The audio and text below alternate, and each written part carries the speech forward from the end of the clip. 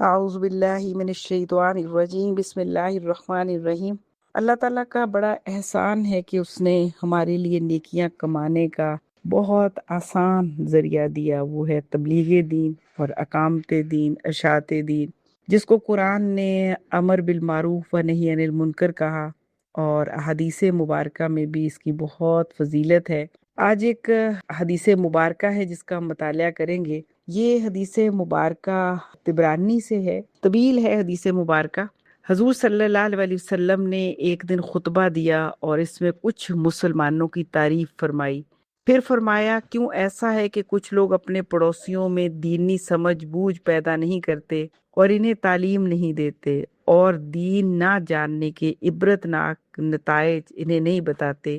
اور انہیں برے کاموں سے بھی نہیں روکتے۔ اور کیوں ایسا ہے کہ کچھ لوگ اپنے پڑوسیوں سے دین نہیں سیکھتے اور دینی سمجھ بوجھ پیدا نہیں کرتے، یعنی نہ سکھانے والوں پر بھی اپنے ناراضگی کا اظہار کیا اور نہ سیکھنے والوں پر بھی ناراضگی کا اظہار کیا۔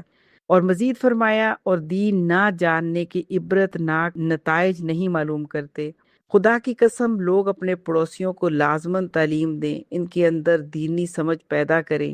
انہیں نصیحت کریں، انہیں اچھی باتیں بتائیں، انہیں بری باتوں سے روکیں۔ لوگوں کو اپنے پڑوسیوں سے دین سیکھنا ہوگا، دین کی سمجھ بوجھ پیدا کرنا ہوگی، اور ان کے واعظ و نصیحت کو قبول کرنا ہوگا، ورنہ میں انہیں بہت جلد سزا دوں گا۔ پھر آپ صلی اللہ علیہ وسلم ممبر سے اتر آئے اور تقریر ختم کر دی۔ سامعین میں سے کچھ لوگوں نے کہا کہ یہ کون لوگ تھے جن کے خلاف آپ صلی اللہ علیہ وسلم نے تقریر فرمائی؟ مجمع میں سے کچھ لوگوں نے بتایا کہ آپ صلی اللہ علیہ وآلہ وسلم کا جو روئے سخن تھا، یعنی آپ کا اشارہ جن لوگوں کی طرف تھا، وہ قبیلہ اشعر کے لوگ تھے۔ یہ لوگ دین کی سمجھ رکھتے ہیں اور ان کے پڑوس میں چشموں پر رہنے والے یعنی اجڑ دیہاتی لوگ ہیں۔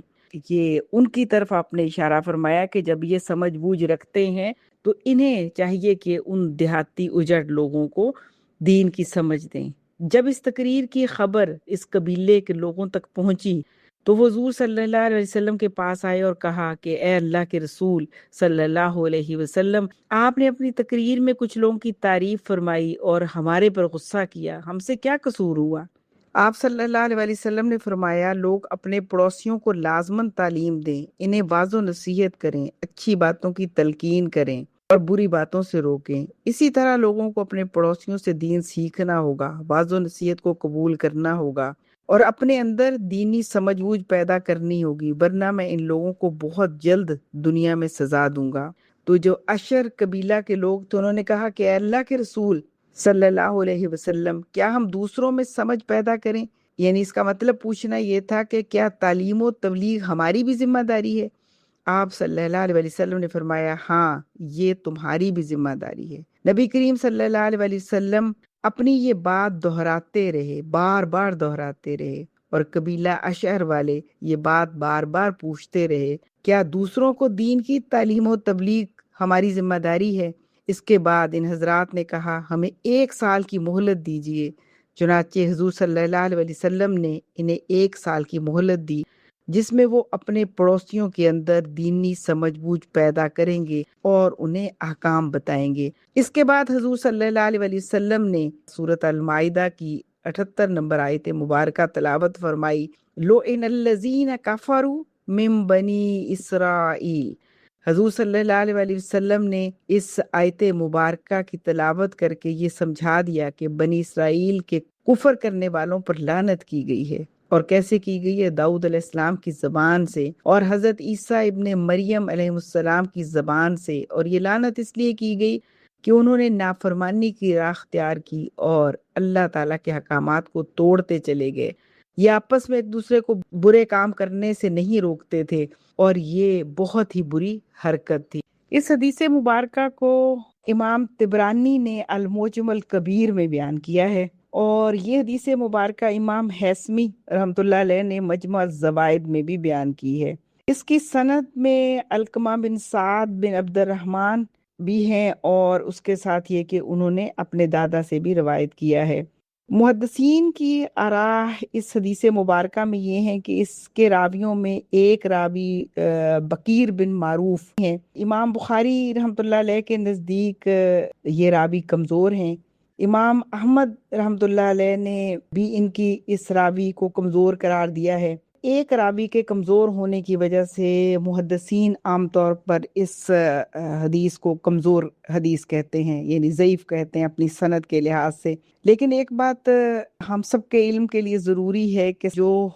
ضعیف روایت ہو کسی بھی، یعنی ایک راوی کہیں کمزور ہے یا کہیں تھوڑا سا حدیث کے اندر ضعف موجود ہے، لیکن اگر وہ کسی بھی ایسے کام سے متعلق ہے کہ جو قرآن و سنت سے ثابت ہے تو اس پر عمل ہوگا، اور اس کا حکم جو ہے وہ پورا شریعت کے حکم کے مطابق ہوگا۔ اس حدیث مبارکہ کے اندر ایک راوی بے شک ضعیف ہے، لیکن یہ امر بالمعروف و نہی عن المنکر کے فریضے سے متعلق ہے، جس میں قرآن پاک میں بھی بعض احکامات موجود ہیں اور حدیث مبارکہ میں بھی امر بالمعروف و نہی عن المنکر سے متعلق واضح احکامات موجود ہیں۔ اس لیے اس کے اندر جو حکم ہے اس کے اوپر تمام محدثین کا، علماء کا، سب کا اس کے اوپر اتفاق ہے کہ یہ اس پر عمل ہوگا، اور یہ بہت ضروری فریضہ ہے جس کو انجام دینا ہر مسلمان کے لیے لازم ہے۔ اس لحاظ سے اگر حدیث پر غور کیا جائے تو یہ عمل ہمارے لیے ضروری ہے۔ ضعیف حدیث کے بارے میں محدثین متفقہ طور پر یہ بات بیان فرماتے ہیں کہ اگر وہ ترغیب کے لیے ہے، موٹیویشن کے لیے ہے، یا ترہیب کے لیے یعنی کسی برے کام سے روکنے کے لیے ہے تو اس کے اوپر عمل ہوگا۔ تو لہٰذا اس میں موٹیویشن ہے اس بات کی کہ اپنے جو ہمسائے ہیں، اپنے تعلق دار، سب تک جو ہے وہ دین کی دعوت پہنچائی جائے، اور اس بات سے ڈرایا گیا ہے کہ اگر اپنے ہمسایوں تک، اپنے قریبی لوگوں میں دین کی دعوت نہ پہنچائی یا دین کی ہدایت نہ پہنچائی یا انہیں دین کا علم نہ سکھایا تو اس پر گناہ ہوگا۔ اور یہ وہ بات ہے جو شریعت سے ثابت ہے کہ پہلا حق اپنی ذات، اپنے گھر، اس کے ساتھ اپنے ہمسایوں کا حق ہے۔ ہمسائیگی کا حق یہ ہے کہ ان کے لیے خیر کا معاملہ کیا جائے۔ سب سے بڑی خیر جو ہے وہ انہیں دین کی تعلیم دینا ہے، دین سکھانا اور برائی سے روکنا ہے۔ اس حدیث مبارکہ سے یہ بات بھی سمجھ میں آتی ہے کہ جو عام طور پر سمجھا جاتا ہے کہ دین سکھانا صرف علماء کا کام ہے، نبی صلی اللہ علیہ وسلم نے یہ فرما کر واضح کر دیا کہ پڑوسیوں کو دین سکھانا صرف یہ نہیں کہ علماء ہی یہ کام کریں گے، بلکہ ہر شخص جس کے پاس جتنا دین کا علم ہے وہ اپنے پڑوسیوں کو، اپنے رشتہ داروں کو، اپنے عزیزوں کو جہاں بھی ہے وہ علم سکھائے گا۔ اور علم سکھانے کے لیے کسی کا مفتی ہونا ضروری نہیں، کیونکہ نبی صلی اللہ علیہ وسلم سے یہ صحیح حدیث صحیح بخاری میں موجود ہے کہ بلغوا انی ولو آیا، کہ میری طرف سے ایک آیت بھی پہنچے تو دوسروں کو سکھا دو۔ حدیث میں صرف سکھانے والوں کو نہیں بلکہ نہ سیکھنے والوں کو بھی تنبیہ کی گئی ہے کہ اگر عالم علم نہ سکھائے تو قصوروار ہے، اگر جاہل علم حاصل نہ کرے تو وہ بھی قصوروار ہے۔ اسی لیے نبی صلی اللہ علیہ وسلم نے بھی فرمایا کہ علم سیکھنا ہر مسلمان پر فرض ہے۔ اور بات یہ ہے کہ اگر اسے احساس نہیں ہے لیکن ایک احساس رکھنے والا شخص موجود ہے جسے یہ پتا ہے کہ اس نے سیکھنا بھی ہے اور دوسرے کو سکھانا بھی ہے، اور دنیا کی سب سے بڑی نعمت یہی ہے کہ خیرکم من تعلم القرآن وعلمہ، اس کے مطابق تم سے بہترین وہ ہے جو قرآن سیکھتا ہے اور دوسروں کو سکھاتا ہے۔ جسے یہ بات سمجھ ہے اس کے لیے ضروری ہے کہ پھر سیکھنے والے کو ترغیب دے، اسے احساس دلائے کہ اسے علم سیکھنا ہے۔ یہ حدیث مبارکہ اس لحاظ سے بہت اہم ہے کہ ہمارے اپنے گھروں کے قریب، اپنے گھر، اپنے محلے، اپنی ہمسائیگی کے اندر جو ہے وہ ہمارا باقاعدہ دعوتی حلقہ، درس قرآن کا ایک سلسلہ چلتا ہو، قرآن سکھانے کا ایک پورا پروگرام ہو، اور ہم بار بار اپنے قریب کے رہنے والوں کو متوجہ بھی کرتے رہیں، ان کے ساتھ ایسے تعلقات بھی رکھیں کہ وہ قرآن کے ساتھ جڑ سکیں، کیونکہ بہرحال اس حدیث مبارکہ اور جو قرآن و سنت سے ثابت احکامات ہیں اس سے یہ بات پتہ چلتی ہے کہ ہم سے بہرحال ہماری جو بھی قریبی لوگ ہیں ان کے حوالے سے پوچھا جائے گا، اپنی ذات کے حوالے سے بھی، اور اپنا گھر، اپنا خاندان اور اپنے ہمسائے، کیونکہ ہمسایوں کے حقوق اتنے نبی صلی اللہ علیہ وسلم نے بیان فرمائے کہ صحابہ کرام بتاتے ہیں کہ ہمیں یوں لگنے لگا کہ کہیں یہ نہ ہو کہ ہمسایہ جو وراثت میں حصہ دار بھی ٹھہرے، تو پڑوسی کے جہاں پہ بہت سارے حق ہیں، اس کا سلام کرنا، ملاقات کرنا اور اس کو اذیت سے بچانا، آپ صلی اللہ علیہ وسلم نے پڑوسی کی دیوار سے اونچی دیوار کرنے سے بھی منع فرمایا تاکہ یہ نہ ہو کہ اس کی ہوا نہ رک جائے، اور آپ نے یہ بھی تلقین فرمائی کہ اگر تم کوئی چیز پکاتے ہو تو بہتر یہ ہے کہ اسے بھی دو، اور گھر میں کوئی چیز لاؤ تو یا تو چھپا کے لاؤ تاکہ ہمسائے کے بچے پریشان نہ ہو، یا پھر اسے دو۔ پڑوسی کا ایک حق جو ہے وہ اس کے ساتھ خیر خواہی ہے، تو سب سے بڑی خیر خواہی جو ہے وہ دین سمجھانا ہے۔ اگر پڑوسی نماز نہیں پڑھتے، اس کے بچے دین سے دور ہیں یا کسی غلطی میں مبتلا ہیں، تو حکمت اور محبت کے ساتھ ان کی اصلاح کی کوشش کرنا۔ تو یہاں جو یہ حدیث مبارکہ اس کا مرکزی موضوع سورہ آل عمران کی آیت ہے کہ کنتم خیر امت اخرجت للناس تأمرون بالمعروف وتنہون عن المنکر، اس آیت مبارکہ کا دائرہ بہت وسیع ہو جاتا ہے کہ جب اللہ تعالیٰ نے ہمیں خیر امت قرار دے دیا، اور جس کا مقصد وجود ہی یہ ہے کہ وہ نیکی کا حکم دے گی اور برائی سے روکے گی۔ اس حدیث مبارکہ سے یہ بات بھی سمجھ آتی ہے کہ اسلام صرف انفرادی عبادت کا دین نہیں ہے، بلکہ اس کا ایک اجتماعی تصور ہے کہ کسی بستی میں علم ختم نہ ہو، جہالت عام نہ ہو، اس لیے علم پھیلائیں، جہالت کو دور کریں، ایک دوسرے کی اصلاح کی کوشش کریں تاکہ پورا معاشرہ نقصان سے بچ سکیں۔ اشعری صحابہ یمن کے یہ مشہور قبیلے سے تھے، ان کے بارے میں یہ بھی ہمیں پتہ چلتا ہے کہ ان کی حدیث مبارکہ میں بڑی فضیلت آئی ہے۔ آپ صلی اللہ علیہ وسلم نے یہ بھی فرمایا کہ اشعری لوگ مجھ سے ہیں اور میں ان سے ہوں۔ اس حدیث میں ان کا ذکر بطور مثال کیا گیا تاکہ وہ اپنے علاقے میں علم اور دعوت کا کام زیادہ مضبوطی سے انجام دیں۔ اشعری صحابہ نے 1 سال کی مہلت مانگی، تو اس سے یہ بھی پتہ چلتا ہے کہ صرف پہنچا دینے کی ذمہ داری نہیں، بلکہ کوشش یہ کہ وہ نتیجہ بھی نظر آئے اور محسوس ہو، افراد کی زندگی بدلے، قوم کی، قبیلے کی زندگی بدلے، اس معاشرت کے اندر ایسی تبدیلی نظر آئے جو خیر و برکت کا باعث ہو۔ اور پھر آخر میں جو ایک آیت مبارکہ جس میں لعنت کی گئی ہے بنی اسرائیل کے کافروں پر، تو آگے چل کے پھر یہ بھی بات بتا دی گئی ہے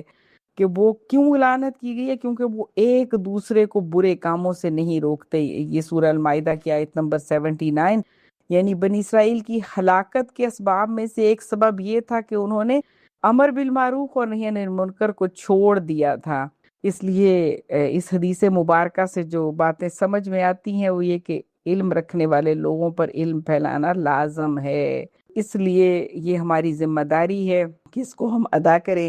حافظ ابن حجر اسقلانی رحمۃ اللہ علیہ نے فتح الباری میں جو امر بالمعروف اور نہی عن المنکر کی اہمیت بیان کی ہے، انہوں نے لکھا کہ نیکی کا حکم دینا اور برائی سے روکنا امت کے اجتماعی فرائض میں سے ہے، جب لوگ اسے چھوڑ دیتے ہیں تو گناہ عام ہو جاتا ہے۔ امام نووی رحمۃ اللہ علیہ نے صحیح مسلم کی شرح کے اندر امر بالمعروف اور نہی عن المنکر کے حوالے سے فرمایا کہ اس کے ذریعے دین قائم رہتا ہے، شریعت محفوظ رہتی ہے اور معاشرے کی اصلاح ہوتی ہے۔ یعنی کتنے اہم جو ہے نا وہ اس کے فوائد ہیں، اس لیے یہ ذمہ داری بہت ہی اہم ہے۔ اور سید ابو العلا مودودی رحمۃ اللہ علیہ نے اس کی تشریح تفہیم القرآن میں وہ یہ بیان فرمائی کہ بنی اسرائیل پر اللہ کی لعنت صرف اس وجہ سے نہیں ہوئی کہ ان میں گناہ گار لوگ موجود تھے، بلکہ اصل جرم یہ تھا کہ ان کے نیک اور دیندار لوگ بھی گناہوں کو دیکھتے رہے، انہیں روکنے کی کوشش نہیں کی اور معاشرے میں برائی کو پھیلنے دیا۔ جب ایک قوم میں برائی کرنے والے بھی موجود ہوں اور برائی کو برداشت کرنے والے بھی، تو پوری قوم اللہ کی پکڑ کی مستحق ہو جاتی ہے۔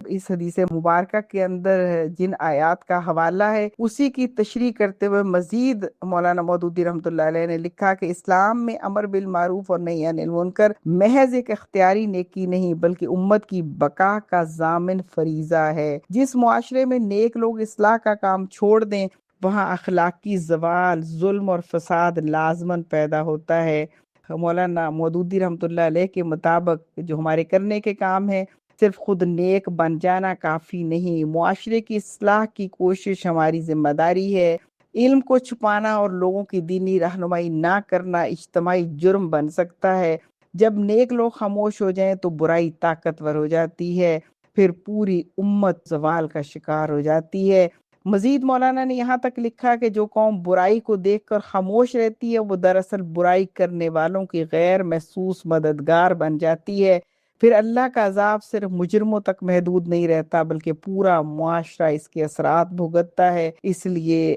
ہمیں اس فریضے کو ضرور اچھے طریقے سے انجام دینا چاہیے۔ اللہ تعالی ہم سب کو توفیق دے، آمین۔